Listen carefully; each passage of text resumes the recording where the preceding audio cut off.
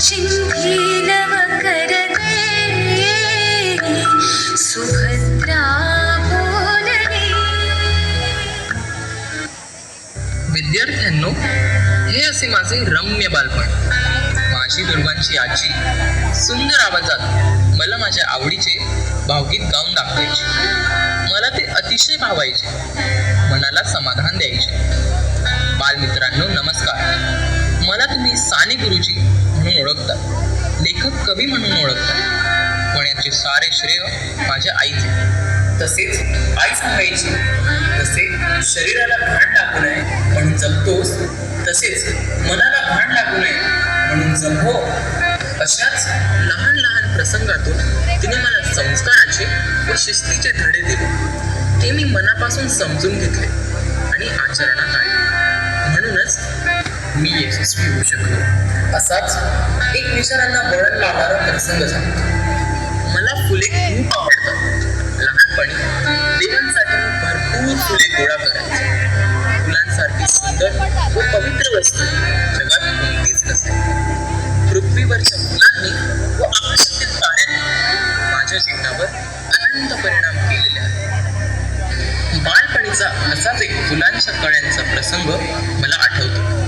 तो प्रसंग तुम्ही सर्वजण दृश्य स्वरूपातच पहा. श्याम, संध्याकाळ झाली तरी आज फुले नाही का रे आणायला जात? माळेला नाही तर धुपारतीला तरी 4 आणून ठेव. मी तर केव्हाच आणून ठेवली आहेत. तू माळ करतेस का? आण तर. मी येथेच तुळशीजवळ बसते, म्हणजे घरात देठ पडायला नको. मी देखील तुला मदत करते हो. अरे, हे फुले तर फुललीच नाही. हे रे काय श्याम, पाणीसाठी बघते आहे. कळ्याच तोडून आणले होते वाटते. तरीच फुले नीट फुलली नाहीत हो यशोदे. श्याम, अरे झाडावर नीट फुलू तरी द्यावी की नाही त्यांना? एवढा काय केला सदाशासारखा होता वेळ हो. ही सुद्धा काय म्हणते? श्यामची आई, ओ श्यामची आई. काय रे मुलांनो, श्यामची आई तुमच्या सामने आणली हो सारी फुले तोडून. आम्हाला एकही ठेवली नाही त्याने. का रे श्याम, केव्हा चोरट्यासारखा जाऊन घेऊन आला सारी फुले? चोरट्यासारखं? मी नेहमी नाही येतो आता तुमच्या सोबत फुले वेचायला. नेहमी आपण सारेजण सोबत असतो श्याम. मागच्या वेळी मला उशीर झाला तेव्हा एक तरी फूल ठेवले होते का तुम्ही माझ्यासाठी? पण मी माझ्या परडीतले फुले देत नव्हते का? तूच तर पंखाराने निघून गेलास. हिरे काय श्याम? थांबा हा, ही घ्या तुम्हाला फुले. पुन्हा नाही हो श्याम असे करणार. नाही ना रे श्याम? श्याम, ये जा हो रोज सायंकाळी फुले वेचायला, नाहीतर राग धरावायचा असतो. का आताच येतोस? आपण छप्पू पाणी नाहीतर लक्ष्मीबाई ताक दे, तेरा फुटला मडकं दे, ते खेळ खेळूया. आता उशीर झाला आहे, उद्या खेळा हो. श्याम, पण उद्या नक्की ये हो. येतो आम्ही आता. श्यामची आई, येतो हा. चला रे. बाळा श्याम, अशी दुसऱ्याच्या घरची फुले न विचारता आणू नये. सर्वात वाईट म्हणजे अशी मोठी फुले तोडणे. बाहेरच्या पाण्यात कळ्या किती वेळ टाकल्या तरी त्या फुलत नाही. झाडे म्हणजे फुलांच्या माता. त्या कळ्यांना जीवनरस पाजित असतात, त्यांना फुलवतात. आईच्या कुशीत जशी बाळाला मायेची ऊब मिळते, तशी कळ्यांना झाडाची ऊब मिळाली की त्या सकाळी टवटवीतपणे उमलतात. मग असे उमललेले फूल देवाला वाहावे. आपल्याच घरातील देवांना सारी फुले हवी असे वाटू नये, ते देवालाही आवडणार नाही. आई, चुकलेच माझे. यापुढे नाही तोडणार हो कळ्यांना. तर गड्यांनो, फुलझाडे फुलांना रसमय, गंधमय करतात व अशी फुले देवपूजेसाठी उपयोगात येतात. अर्धवट फुलून आणलेल्या कळ्या जशा नीट फुलत नाही, तसेच अर्धवट कामेही नीट होत नाही आणि त्याचा काही उपयोगही नसतो. जे कराल ते नीटनेटके परिपूर्ण करा. उशीर लागला तरी हरकत नाही. अशाच प्रकारे माझ्या मनातील पाण्याची भीती घालवणारा हा प्रसंग पहा. जाऊया. हो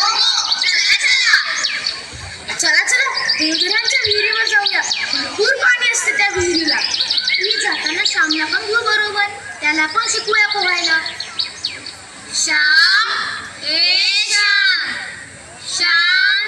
काय रे मुलांनो, काय झाले? श्यामची आई श्याम येणार आहे ना आज पोहायला?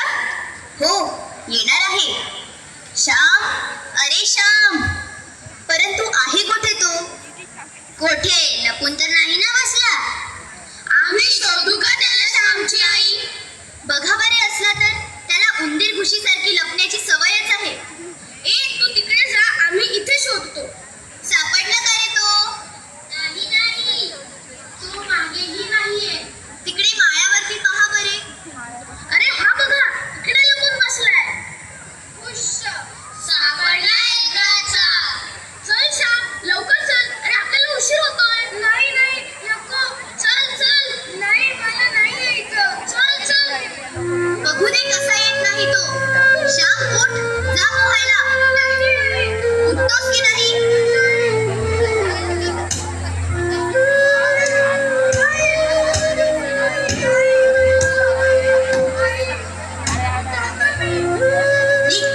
पुन्हा पळालास तर घरात येणार नाही. अरे मी सुद्धा घरी उडी मारते. खूप मजा येते. श्याम, भिऊ नकोस. अरे एकदा उडी मारली म्हणजे तुझी भीती आपोआप जाईल.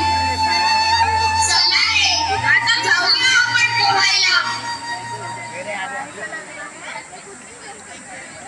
तुला मला पाण्याची खूप भीती वाटते. म्हणूनच मी लपून बसलो. हा प्रसंग पाहून तुम्ही घाबरलात ना? मग याचा परिणाम काय झाला ते पाहाच. श्यामची आई, ओ श्यामची आई, यशोदे, बघ दारी कोण आले आहे? आले. श्यामची आई, श्यामने आकडून उडी मारली हो. थोडे त्याला पोहताही येऊ लागले. बाळू काका म्हणाले की श्याम लवकरच शिकेल हो चांगले पोहायला. अरे श्याम, पाण्यात पडल्याशिवाय, नाकातोंडात पाणी गेल्याशिवाय भीती जात नाही हो. श्याम, अंग पुस बाळा. श्याम, येतो हो आम्ही. श्याम, हे घे तुझ्या आवडीचे दही. तू पोहून आलास ना? मला नको. जा, सकाळी मारमार मारिलेस आणि आता दही देतेस. श्याम, तू भित्रा आहेस असे का जगाने तुला म्हणावे? माझ्या श्यामला कोणी नावे ठेवू नये म्हणून मी तुला मारिले. पहा बरं, आज तुला पोहता आले. मी खूप खुश आहे. आई, पाहिलं मुलांनो, माझ्यावर माया करणारी आजी आणि मला वळण लावणारी आई. माझी पाण्याची भीती जावी व मला पोहणे यावे म्हणून आईने मला मारिले. मला कोणी भित्रा म्हणू नये, मी धीट व्हावे असे तिला वाटले. आणि ह्या प्रसंगानंतर मी पोहावयासही शिकलो. विद्यार्थ्यांनो, तुमच्या चांगल्यासाठीच शिक्षक रागवतात, प्रसंगी आई वडील फटकेही देतात. पण अशा वेळी तुम्ही जर ती चूक समजून घेऊन सुधारली तर त्यात तुमचेच हित दडलेले असते. म्हणून वडीलधाऱ्यांचे ऐकावे.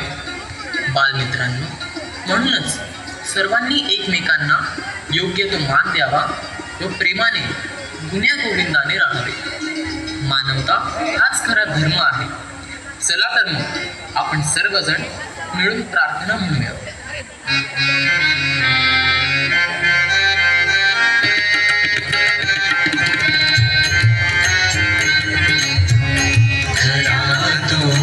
एकची धर्म जगाला प्रेम अर्पावे. खरा तो एकची धर्म